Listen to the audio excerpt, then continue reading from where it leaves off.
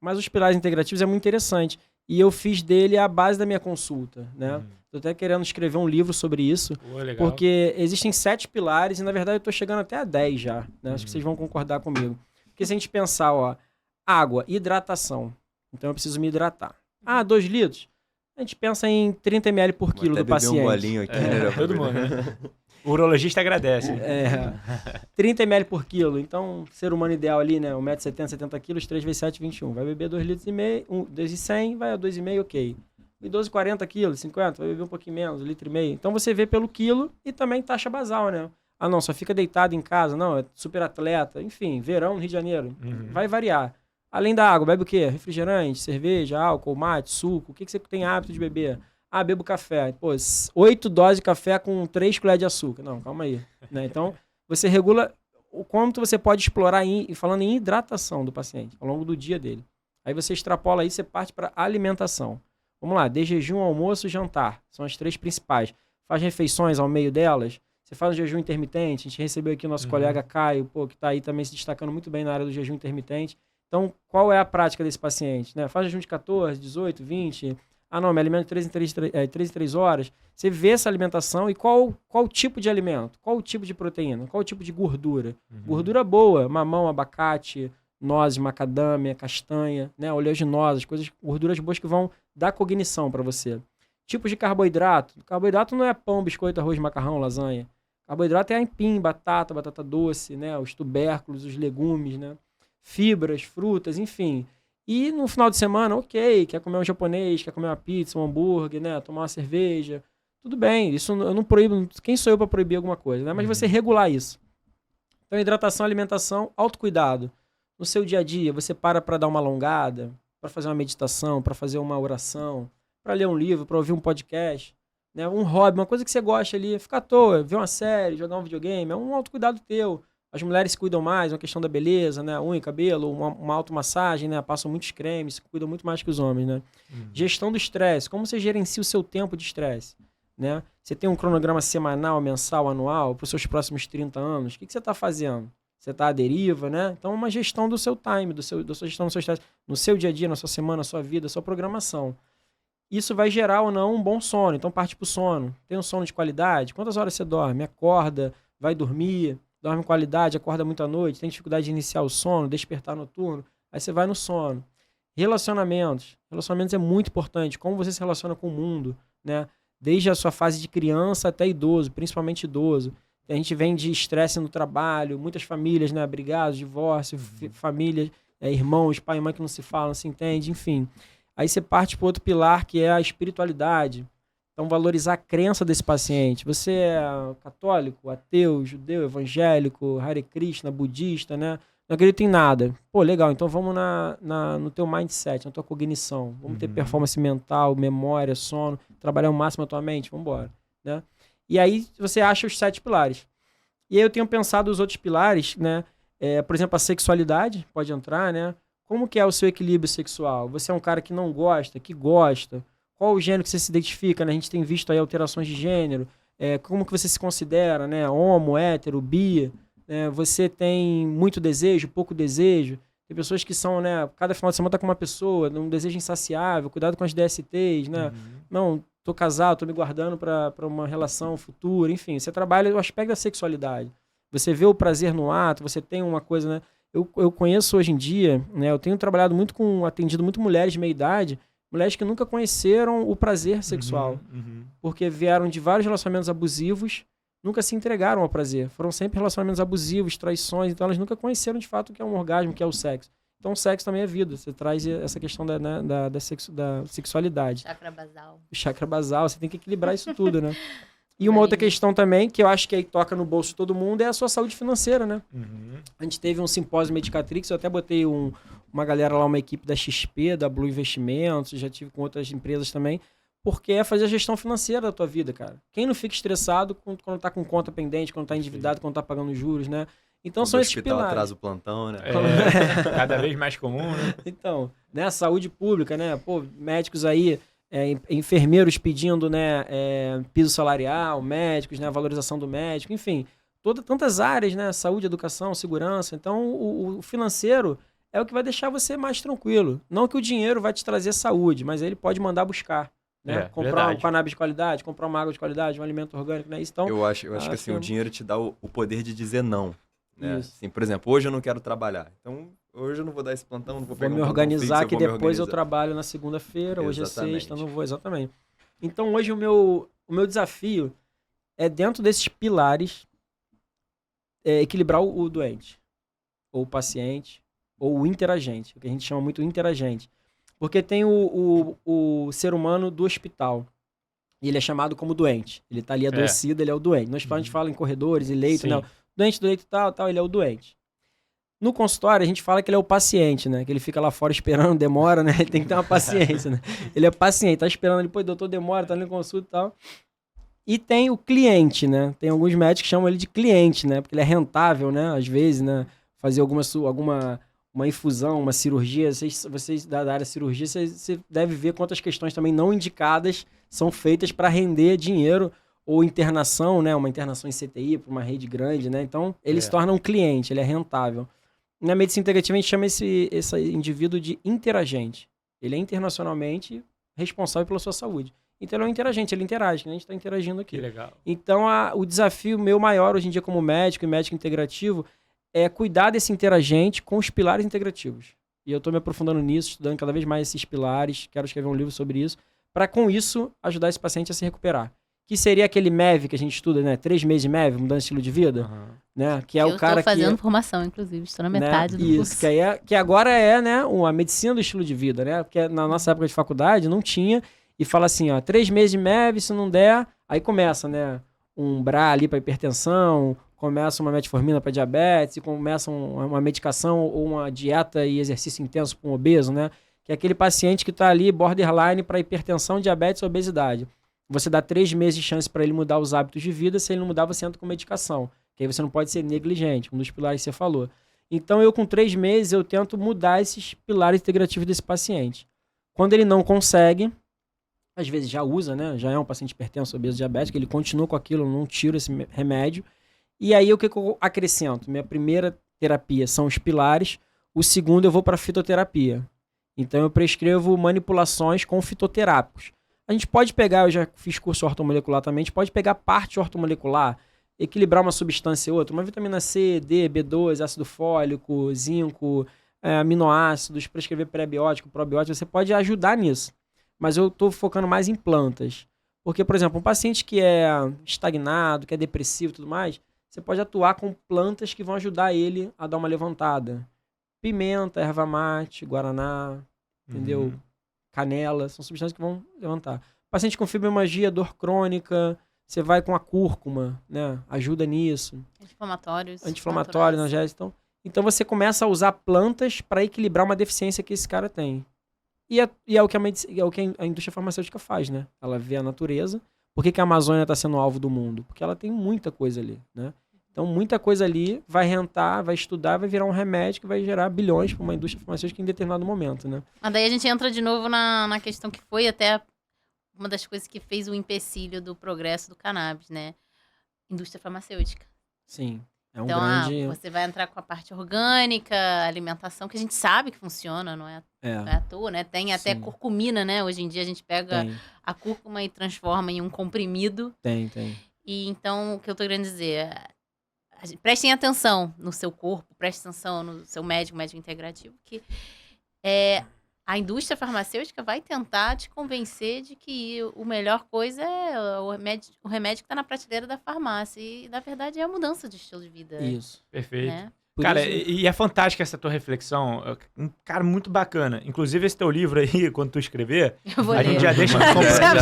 Pra gente botar o livro do Roundcast futuro. Você vai fazer o lançamento dele aqui, a gente vai gravar um episódio só pra falar dos pilares. Vambora. Pra lançar teu livro que, porra, eu tenho certeza que... Eu vou ler no primeiro dia, cara. Porque é muito fantástico isso. E não é papinho, não. Você tava falando e eu tava refletindo aqui. Eu mesmo... Eu sou urologista, sou cirurgião, né? Eu cuido da medicina interna, né? Vamos dizer assim, paciente internado e tal. Eu me refiro a todos eles como doentes, né? O pessoal até me pergunta, abre caixinha lá no Instagram, Sami, onde é que é melhor para fazer residência? Eu falo assim, onde você for ver muito doente. Sim. né? Ver doente, é ver Pegar a doente. mão de doente, E assim, né? de fato, Meter a mão na massa, né? cara, eu lido com doente, Sim. né? Eu trato doenças da urologia ou da cirurgia de pessoas que estão doentes, né? Uhum. E eu sempre fiquei com essa, cara, com essa pedra lá no sapato, assim, incomodando, falando assim, cara, não é possível que medicina é só cuidar de doente, né? A gente tá errando aqui, a gente não pode, a gente tá perdendo o timing do negócio. Porque se a gente vai abordar as pessoas só quando elas já estão doentes, que tipo de promoção de saúde é essa, né? Não Sim. fazia muito sentido. Então, e de fato, a faculdade, ela molda a gente para cuidar de doente, não é isso? O Exatamente. papel do médico, cuidar de doente. Essa nova forma de pensar, essa nova abordagem, ela torna um negócio muito mais abrangente, né? Sim. É um mundo novo que se abre e a gente fala assim, pô, será que agora, finalmente, a gente vai ter, pelo menos a direção, é claro que tem, eu acredito que a própria medicina integrativa, o próprio cannabis mesmo, tá ainda muito rudimentar, né? Assim, do Sim. ponto de vista que a gente ainda tem para avançar, né? Com certeza, sempre, né? Então, cara, é uma via de crescimento gigantesca que a gente pode seguir para talvez, aí, enfim, a gente ir lá na essência da medicina e falar assim, pô, nós vamos promover saúde Uhum. para não deixar o cara ficar doente, né? Exatamente. Que é muito mais interessante do que tratar um doente. Não é Mas isso? você sabe que tem um negócio interessante, Sam? Um amigo meu fez uma viagem, assim, um mochilão pela Ásia. E ele falou que na China, assim, as pessoas pagam o médico, né? Pagam como se fosse uma mensalidade, né? Paga lá o médico e tudo mais. E aí, os meses que você tá saudável, você paga o cara. O mês que você tá doente, você não paga ele. É o inverso, Porque, assim, né? teoricamente, ele falhou Ele no te trabalho desequilibrou. dele de É te uma deixar medicina só de uma vez. preventiva. Exato, e até a Exatamente. própria, psicologicamente isso, né, para as pessoas, muda completamente É. o pensamento em relação a Esse saúde. é um capítulo que a gente pode até convidar um amigo nosso também da Unigran Rio, né? O Dr. Leopoldo. Pô, E fantástico. em 2012, a gente deu uma palestra no Unigran Rio, que a gente falava de medicina integral e o pensamento mecanicista quântico. Uhum. Porque justamente você está falando, as medicinas antigas, né? A medicina nossa é baseada em Hipócrates, o pai da medicina, uma medicina hipocrática. Ele já falava dos humores, já falava, né, do primum non sere, primeiro não lesar, né? Faça do alimento seu remédio seu alimento. Foi ele que me inspirou. Ele que eu falei, cara, o Hipócrates está aqui, cara. Esse cara sabe alguma coisa, não é possível. Exato. Tanto que o espaço Medicatrix é inspirado em Hipócrates, né? Que é vis Legal. naturae medicatrix, que é o poder de cura da natureza, é o seu poder de cura, né? Então, você resgatar isso, você resgata o cuidado. Então, a medicina hipocrática, os gregos já sabiam disso. Se for na medicina chinesa, que tem milhares de anos, já sabiam disso. Se você for na medicina indiana, Ayurveda, já sabiam disso. Medicina alemã, Hahnemann, pai da homeopatia. Essas medicinas, elas previam dessa forma o cuidado da saúde. Só que a partir do momento que surgiu o doente, porque o paciente antigamente, imagina uma lepra, uma tuberculose, o que faziam com esse paciente? Com esse paciente doente, interagente, enfim. Ele era tirado da sociedade. Não, você é feio, você é Isolado. sujo, está fedendo. Era isolado. Os primeiros padres, enfermeiros começaram a cuidar deles, perto das igrejas, monastério e tudo mais. Então ali gerou-se um trabalho voluntário. Então os médicos iam lá de forma voluntária, cuidavam deles e voltavam. E as enfermeiras, né, padres cuidando deles. A partir de um momento, a Farmapoder, a indústria, e a própria indústria hoje de hospitais, internações e tudo mais, planos de saúde, perceberam que aquilo ali era rentável. Imagina se eu criar aqui um complexo, um prédio com 100 lugares, esses pacientes ficam lá, eles pagam para ficar lá, eles pagam o médico, enfim. Então, começaram a ganhar dinheiro em cima da doença das pessoas. Então, começaram a ganhar dinheiro com a internação, com a prescrição de quimioterapia, com a cirurgia, com e tudo mais. Então, isso gerou uma grande indústria, né? Uma cultura de morte.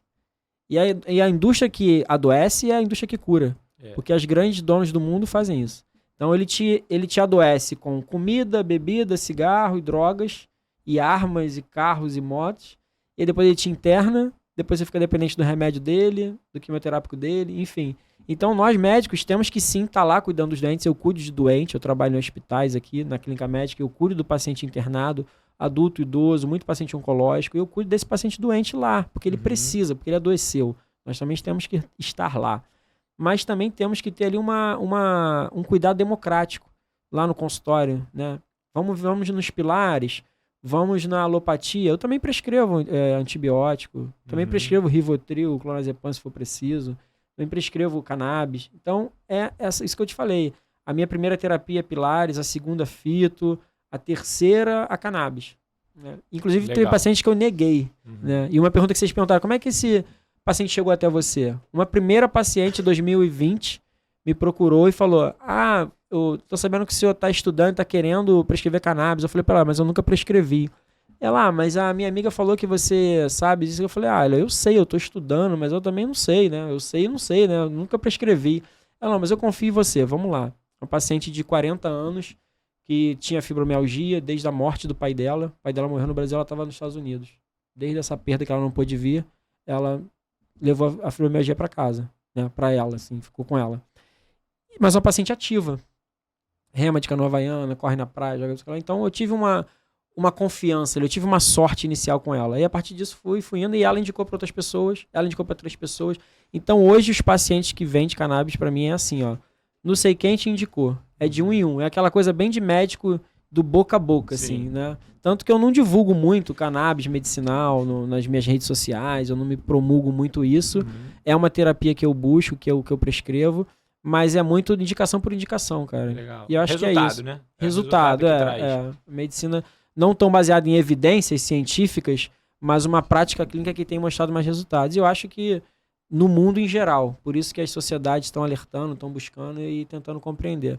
E eu acho que o processo da medicina, assim como a vida, é o que você falou, a gente vai estar sempre aprendendo, sempre revendo pontos e é isso daí. Eu acho que... Mas essa busca de um olhar mais integral do ser, eu acho que é a nossa evolução na medicina. Perfeito. Não só a tecnologia, né? A gente está com cirurgia robótica, transplante, imunoglobulinas, tudo muito avançado, mas avaliar o físico, o mental, o emocional e o espiritual. A espiritualidade também tem sido uma busca aí da medicina, né? A gente está compreendendo esse papel aí da espiritualidade na saúde, principalmente no término de vida, né? O paciente com cuidados paliativos. Que entender é um que a dos morte... nossos próximos temas. Exatamente. Excelente Cara, tema. Já temos um convidado. Eu tinha um monte de coisa que eu queria perguntar ainda, mas a produção já sinalizou que nosso tempo está esgotando. Pô, passa muito O rápido. tempo voa, Passa, não. passa. Esse A gente episódio quer mais podia- 2 horas com vocês. Podia ter 3 horas tranquilo, né? Ô, Lucas, tu tem alguma última aí, bem rápida, que tu queira mandar? A gente extrapola um pouquinho, o pessoal não... Porque hoje o bate-papo tá tão bom. Eu queria, assim, só saber... Você falou, né, no teu currículo, a questão da meditação, né, que você é um praticante assíduo da meditação. Eu queria saber bem rápido como você coloca isso para os teus pacientes. Se você consegue passar essa tua prática para os teus pacientes, se você recomenda, como é que é? Tá, eu comecei a meditar quando eu entrei na faculdade de medicina, em 2010. Então eu comecei a praticar, estudar e botei a meditação em paralelo. Hoje o meu consultório, a clínica, o Espaço Medicatrix, ele é uma sala de meditação. Então quem tiver interesse pode nos procurar. Espaço Medicatrix, né, no Instagram, @Espaço Medicatrix, ou meu Instagram, @Dr. Rafael Fernandes. E lá a gente tem meditação gratuita toda sexta-feira, 10 da manhã. Então lá a gente ensina o que é a meditação, como meditar, o que são os chakras, os canais de energia, como você vai fazer isso diariamente em casa. A gente tem link de meditação online no YouTube, Meditação Online BR. E até interessante você falar isso, eu nem lembrava, mas dia 21 agora de março a gente lançou um documentário que fala sobre meditação. E eu faço parte desse documentário, tá no YouTube. Pô, legal. Sahaja Muito Yoga, legal. Pô, legal. Sahaja Yoga, o caminho do despertar. E nesse documentário de 40 minutos, foi filmado por um indiano, jovem, mas assim, parece uma produção cinematográfica. Que Ficou maneiro. muito legal, assim. já, muito... já tá no YouTube. Já tá no YouTube. Então a gente vai colocar o link aqui para todo mundo poder acessar. na Isso, é muito descrição. legal. Então eu indico para todas as idades, né? Criança, adulto, idoso, independente, né, da condição dele, porque a meditação é você buscar o silêncio. E o silêncio é universal. Eu costumo falar que a meditação é a língua de todos os seres humanos. Ele é universal porque o silêncio é igual ao sorriso, né? Quando a gente sorri, a gente pode se comunicar com qualquer pessoa do universo, e quando a gente senta para meditar, todo mundo se encontra no silêncio. A nossa consciência, a nossa alma, o nosso Atma, né? Ele se encontra ali. E meditação e medicina derivam de medere, que significa cuidar. Então é o autocuidado. Meditação e medicina tem que caminhar em paralelo sempre. Pô, Então, fantástico. Fantástico.